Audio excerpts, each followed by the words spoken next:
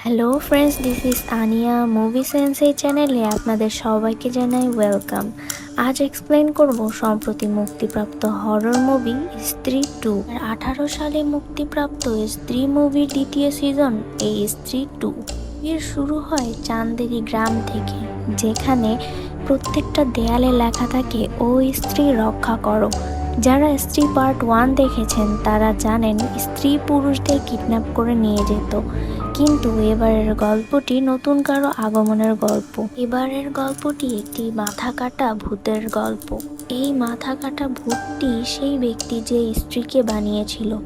রাতে একটি মেয়ে বাইরে স্মোকিং করছিল, এমন সময় অদ্ভুত শব্দে সে কৌতূহলবশত আশেপাশে দেখতে থাকে। তখন দেখে তার পায়ের কাছে গড়িয়ে গড়িয়ে ফুটবলের মতো কালো কিছু একটা আসে। হাতে নিতেই দেখা যায় সেটা একটা কাটা মাথা, অর্থাৎ সেখানে কোনো শরীর ছিল না। মাথা থেকে চুল বেরিয়ে মেয়েটির হাত পেঁচিয়ে ধরে, এরপর টানতে টানতে একটি পোর্টালের ভেতরে নিয়ে যায়। এ থেকে বোঝা যায় মাথা কাটা এই আত্মাটি শরীর আর মাথা আলাদা জায়গায় থাকলেও আক্রমণ করতে পারে। স্ত্রীর পার্ট 1-এ যেমন পুরুষদেরকে কিডন্যাপ করা হতো, স্ত্রী পার্ট 2-তে মেয়েদেরকে নিয়ে যাওয়া হচ্ছিল। গ্রামের মানুষ ভাবতে থাকে গ্রামের মেয়েরা পালিয়ে যাচ্ছে। এরপর দেখানো হয় রুদ্র ভাইয়াকে। তার কাছে একটি চিঠি আসে, যেখানে চান্দেরি পুরাণের ব্যাপারে লেখা ছিল, আর মাথা কাটা আত্মাটির ব্যাপারেও কিছু তথ্য ছিল।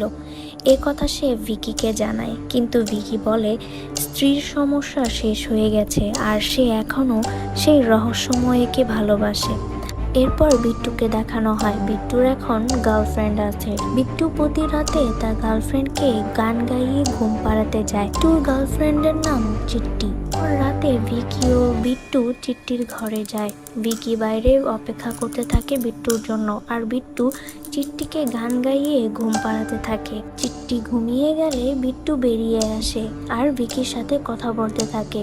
এখানে মাথা কাটা সেই আত্মাকে দেখা যায়, যে ভিকি আর বিট্টুর পেছনেই ছিল। এরপর হঠাৎই সেখান থেকে সরে গিয়ে চিট্টির বারান্দার দরজায় জোরে জোরে কড়া নাড়ছিল, আর হঠাৎ করে দরজা খুলে যাওয়ায় চিট্টি ঘুম থেকে লাফিয়ে ওঠে। এরপর আচমকা সেই কাটা মাথাটি ফুটবলের মতো গড়াতে গড়াতে চিট্টির বিছানার নিচে চলে আসে।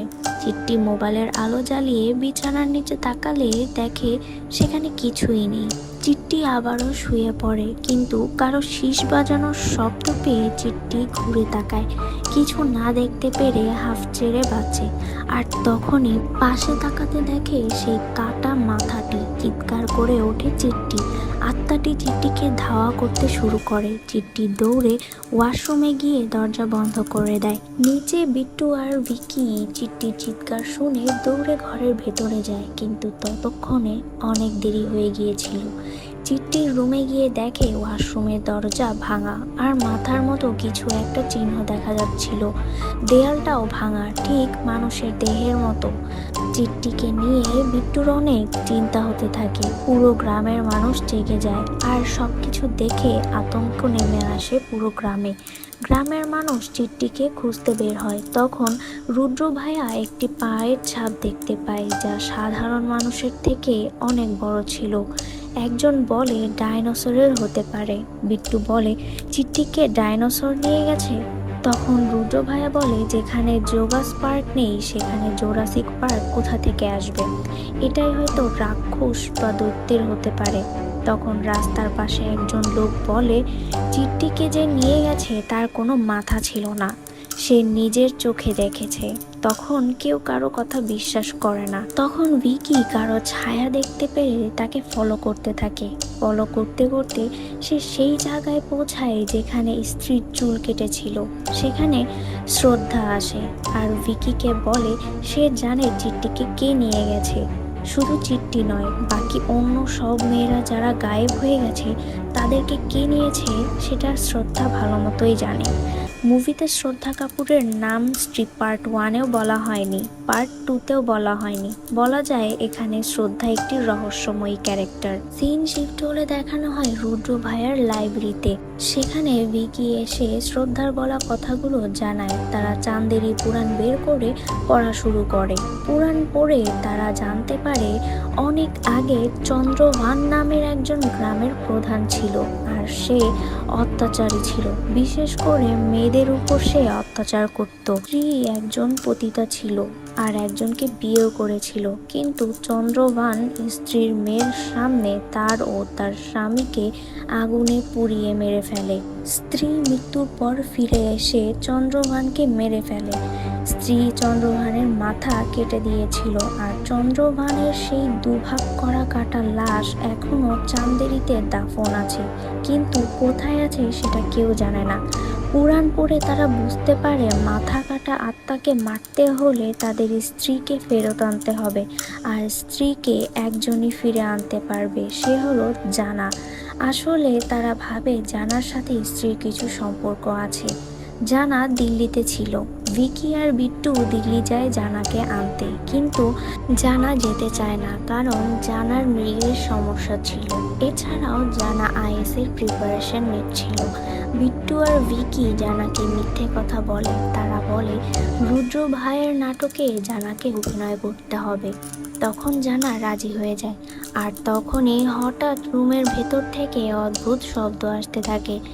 জানার বারণ করার পরেও রুমের ভেতরে গিয়ে দেখে একটি নেকড়েটি ওদেরকে দেখে রুম থেকে বের হয়ে পালিয়ে যায়।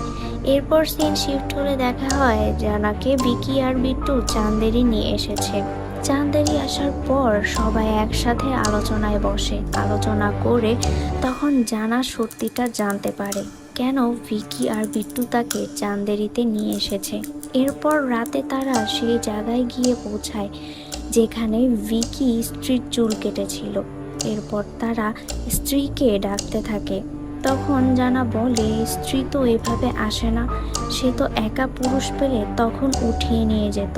জানার কথা শুনে বিট্টু আর ভিকি রুদ্র ভাইয়া প্ল্যান করে জানাকে একা ছেড়ে দেয়, আর নিজেরা আড়ালে লুকিয়ে পড়ে। আর সেখানে স্ত্রীকে পায় না। চন্দ্রভান তাদের উপর অ্যাটাক করে। এরপর তারা পালানোর জন্য ছুটোছুটি করতে থাকে, কিন্তু হঠাৎ করে জানা গায়েব হয়ে যায়। জানাকে খুঁজতে গিয়ে দেখে দেয়ালের সাথে ঝুলে আছে, তার চোখ দুটো উল্টানো। তারা ভাবে জানা হয়তো মারা গেছে। এরপর সবাই ইমোশনাল হয়ে পড়ে। তারপরেই হঠাৎই জানা উঠে বসে আর বলে ভাগো। তারপর সবাই বাইকে করে পালানো শুরু করে, কিন্তু চন্দ্রভান তাদের পিছু করতে থাকে। তার কাটা মাথাটি তাদের দিকে ছুঁড়ে মারে। কি পেছনে তাকিয়ে দেখে চন্দ্রভানের কাটা মাথাটি তাদেরকে ধাওয়া করছে, আর সোজাসুজি জানার উপর অ্যাটাক করে। জানা রুদ্র ভাইয়ের অ্যালকোহলের বোতল নিয়ে কাটা মাথায় ঢেলে দিয়ে লাইটার দিয়ে আগুন ধরিয়ে দেয়, আর চন্দ্রভানের মাথাটি ভিকি ও বিট্টুর বাইকের সাথে লেগে মাটিতে পড়ে যায়। ভিকি আর বিট্টু রুদ্র ভাইয়ার বাইকে চড়ে চান্দেরির একটি পার্কে পালিয়ে আসে। সবাই সেখানে থাকা একটি হাতির ভেতরে লুকিয়েছিল। অনেকক্ষণ কোনো ধরনের শব্দ পায় না তারা। জানা বাইরে তাকিয়ে দেখে চন্দ্রভানের কাটা দেহটি দাঁড়িয়ে আছে। এরপর সে ভয়ে ভেতরে ঢুকে যায়। তারপর ভিকি চেক করার জন্য বাইরে তাকাতেই দেখে সেই কাটা মাথাটি বাইরে আছে, আর সামনে ছিল মাথাবিহীন দেহ। এরপর চন্দ্রভান ভিকির ওপর অ্যাটাক করে। তার গলা চেপে ধরলে হঠাৎই আগমন হয় শ্রদ্ধার, যে তার বেনি দিয়ে টুকু পার্ট ছিল লড়াই করছিল, কিন্তু শ্রদ্ধার শক্তির থেকে আত্মাটির শক্তি কয়েক গুণ বেশি হওয়ায় শ্রদ্ধা পেরে উঠছিল না। শ্রদ্ধা আঘাত পেয়ে পড়ে যায় মাটিতে। চন্দ্রভান স্ত্রীর মূর্তিটি ভেঙে তার উপরে দাঁড়িয়ে থাকে। পরের দিন শ্রদ্ধা সবাইকে বলে সে কালো জাদুর কোর্স করতে গিয়েছিল। স্ত্রীর চুল আত্মা আত্মাটির কিছুই করতে পারবে না, কারণ তার শক্তি অনেক বেশি। মহাপূজার আগেই শেষ করতে হবে আত্মাটিকে, নয়তো মহাবিনাশ হবে। এরপর দেখানো হয় সবাই জানার বাড়িতে জানাকে দেখতে গিয়েছে, কারণ জানার অবস্থা ভালো ছিল না, সে ভয়ে তটস্থ ছিল। কারণ জানা যখনই চোখ বন্ধ করছিল তখনই চন্দ্রভানকে দেখছিল, আর সে কোথা থেকে আসে সেটাও দেখতে পাচ্ছিল। এরপর জানা বলে কাল রাতে তার যখন জ্ঞান ছিল না, সে কিছু মুহূর্তের জন্য মারা গিয়েছিল, আর তার আত্মা সেই জায়গায় চলে গিয়েছিল যেখানে গায়েব হয়ে যাওয়া মেয়েদেরকে রাখা হয়েছে। সিন শিফট হলে দেখানো হয় ভিকিকে গ্রামের সব মেয়েরা তুলে নিয়ে আসে একটি জায়গায়, আর সবাই বলে কেন সে স্ত্রীকে তাড়িয়ে দিল। স্ত্রী তো শুধু পুরুষদেরকে নিয়ে যেত, না সে স্ত্রীকে তাড়াতো আর না এই কাটা মাথাওয়ালা ভূতের আগমন হতো। তখনই সবাই ভিকিকে বলে এই কাটা মাথা ভূতটাকেও মারার জন্য। এরপর শ্রদ্ধাও তাকে বলে কাটা মাথার ভূতটিকে মারার জন্য। শ্রদ্ধাও ভিকিকে একই কথা বলে, আর একটি ছুরি দিয়ে বলে কাটা মাথার ভূতটিকে অর্থাৎ চন্দ্রভানের কাটা মাথাটিকে শেষ করতে এই ছুরি দিয়ে একবারে আঘাত করতে হবে। ভিকির শক্তি হলো তার ভালোবাসা, তার চোখে থাকা ভালোবাসাই তার মূল শক্তি। ভিকি রাজি হয়ে যায়। এরপর তারা প্ল্যান করে একটি নাচের অনুষ্ঠান করে চন্দ্রভানকে ডাকার জন্য। গ্রামের কেউ নাচতে রাজি হবে না বলে তারা রুদ্র ভাইয়ের গার্লফ্রেন্ড শামার হেল্প নেয়। শামা রুদ্রকে অনেক ভালোবাসতো, তাই রাজি হয়ে যায়। পারফরমেন্সের সময় রুদ্র আর জানা একটু দূরে ছিল। জানা চোখ বন্ধ করে দেখতে পায় কাটা মাথা ভূতটি সেখানে চলে এসেছে। তখন শামাকে সবাই লুকিয়ে রাখে, আর দেখা যায় চন্দ্রভান সবার সামনে এসেছে। ভিকি ছুরি দিয়ে আঘাত করার চেষ্টা করলে চন্দ্রভান তার শক্তি দিয়ে বাকি পুরুষদের বশে নিয়ে নেয়, আর শামাকে নিয়ে যায়। ভিকি চোখে দেখতে পাচ্ছিল না, তাই শামাকে সে সাহায্য করতে পারে না। পরের দিন গ্রামের সব পুরুষ মেয়েদেরকে ঘরের ভিতরে আটকে রাখে। অন্যদিকে রুদ্র ভাইয়া ভিকি আর জানাকে বলে সে জানতে পেরেছে তার কাছে সেই পুরাণের ব্যাপারে চিঠিটা কে পাঠিয়েছে আর কোথা থেকে। সেটা ভোপালের এক মানসিক হাসপাতাল থেকে পাঠানো হয়েছে।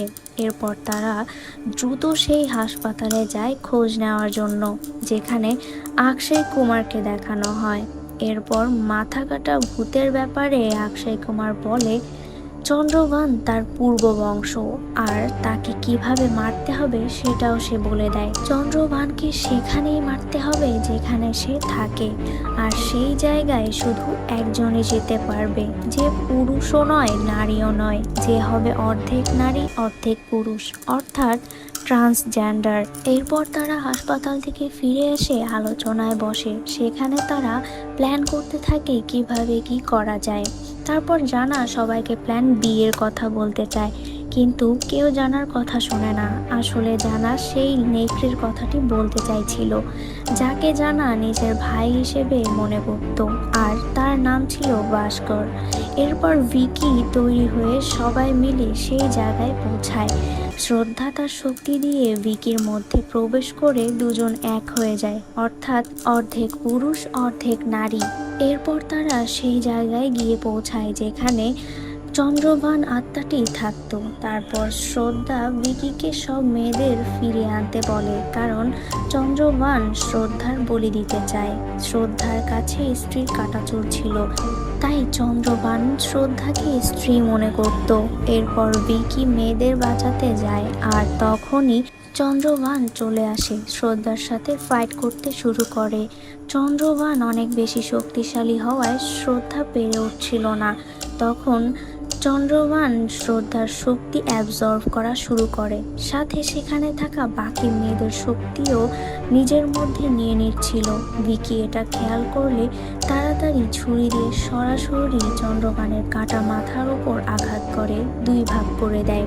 কিন্তু এরপরেও কাটা মাথাটির কিছুই হয়নি, বরং ডাবল হয়ে গিয়েছিল। জানা সবকিছুই চোখ বন্ধ করে দেখছিল। শ্রদ্ধা আর ভিকির অবস্থা দেখে সে তার প্ল্যান বি কার্যকর করে। সেখানে পৌঁছে যায় ভাস্কর আর লড়াই শুরু করে, কিন্তু তবুও তারা পেরে উঠছিল না। এরপরেই শ্রদ্ধা তার মাকে ডাকে আর এখানেই একটি রহস্যের উন্মোচন হয়। এখানে দেখা যায় শ্রদ্ধা মা আর কেউ না, বরং স্ত্রী নিজেই।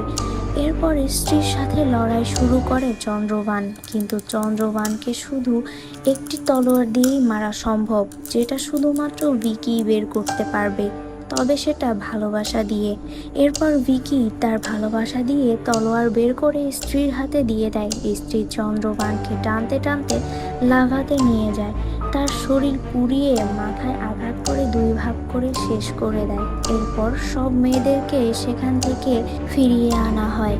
শেষে শ্রদ্ধা চলে যাওয়ার আগে ভিকি শ্রদ্ধাকে প্রপোজ করে, কিন্তু শ্রদ্ধা ভিকিকে বলে সে স্ত্রীর মেয়ে, তার মায়ের মুক্তির জন্য সে এসেছিল, আর এখন তার মা মুক্তি পেয়ে গেছে, তাই এখানে তার কাজও শেষ। যাওয়ার আগে শ্রদ্ধা ভিকিকে একটি ফুল দিয়ে যায়, আর দেখা যায় ভিকির মধ্যে একটি দৈবিক শক্তি এসে গিয়েছিল। মুভির শেষে দেখা যায় চন্দ্রবানের বংশধরের ভেতরে চন্দ্রবানের শক্তি আসে, যে কিনা অক্ষয় কুমার ছিল, অর্থাৎ নতুন কোনো শক্তিশালী ভিলেনের আগমন হবে। এভাবেই শেষ হয় স্ত্রী 2। ভিডিওটি ভালো লাগলে লাইক আর কমেন্ট করতে ভুলবেন না। নতুন নতুন সব এক্সপ্লেনেশন পেতে মুভি সেন্স এই চ্যানেলটি সাবস্ক্রাইব করে আমাদের পাশেই থাকুন। ধন্যবাদ।